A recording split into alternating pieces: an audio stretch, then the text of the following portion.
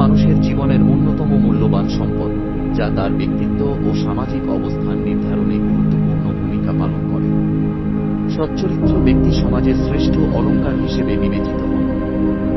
সচ্চরিত্রের লক্ষণগুলোর মধ্যে সততা, ন্যায়পরায়ণতা, সহৃদয়তা, সংবেদনশীলতা, ক্ষমাশীলতা, উদারতা, কর্তব্যপরায়ণতা, গুরুজনের প্রতি ভক্তি, মানবিকতা এবং আত্মসংযম উল্লেখযোগ্য। এই গুণাবলীর সমন্বয়ে গঠিত চরিত্রই সচ্চরিত্র হিসেবে পরিচিত। চরিত্র গঠনে পরিবার, সমাজ এবং শিক্ষার ভূমিকা অপরিসীম। পরিবারের সুষ্ঠু পরিবেশ, সৎসঙ্গ এবং নৈতিক শিক্ষার মাধ্যমে একজন ব্যক্তি চরিত্রের অধিকারী হতে পারে। তাই চরিত্র গঠনের জন্য সৎসঙ্গ ও সুশিক্ষার গুরুত্ব অপরিসীম। সচ্চরিত্র ব্যক্তি কখনো ন্যায়, নীতি ও আদর্শ থেকে বিচ্যুত হন না এবং অন্যায়কে প্রশ্রয় দেন না। তাঁরা সত্যবাদী, সংযমী ও ন্যায়পরায়ণ হয়ে থাকেন, যা সমাজে শান্তি ও স্থিতিশীলতা বজায় রাখতে সহায়তা করে। অন্যদিকে চরিত্রহীনতা মানুষের জীবনে নানা সমস্যার সৃষ্টি করে।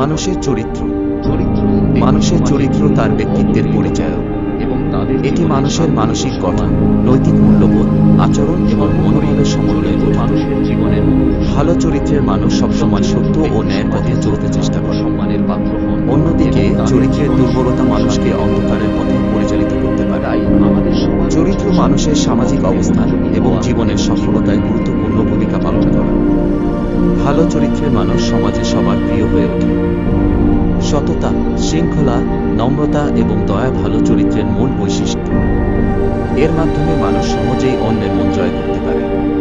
চরিত্রের গুণাবলী অর্জন করা সহজ নয়। এটি ধীরে ধীরে গড়ে ওঠে পরিবার, শিক্ষা এবং পরিবেশের প্রভাবে। পরিবারের সঠিক দিক নির্দেশনা, ভালো বন্ধুবান্ধব এবং সৎ জীবনযাপনের অভ্যাস চরিত্র গঠনে সহায়ক। তবে চরিত্র শুধু ভালো বা খারাপ দিয়ে বিচার করা যায় না। এটি এক জটিল বিষয়, যা সময় ও পরিস্থিতির উপর নির্ভর করে পরিবর্তিত হতে পারে।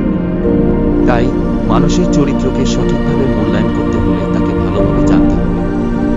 সবশেষে মানুষের চরিত্রই তাকে প্রকৃতভাবে মানবিক করে তোলে।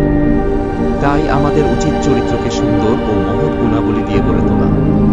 কারণ একটি ভালো চরিত্র না শুধু ব্যক্তি জীবনে, বরং পুরো সমাজে শান্তি ও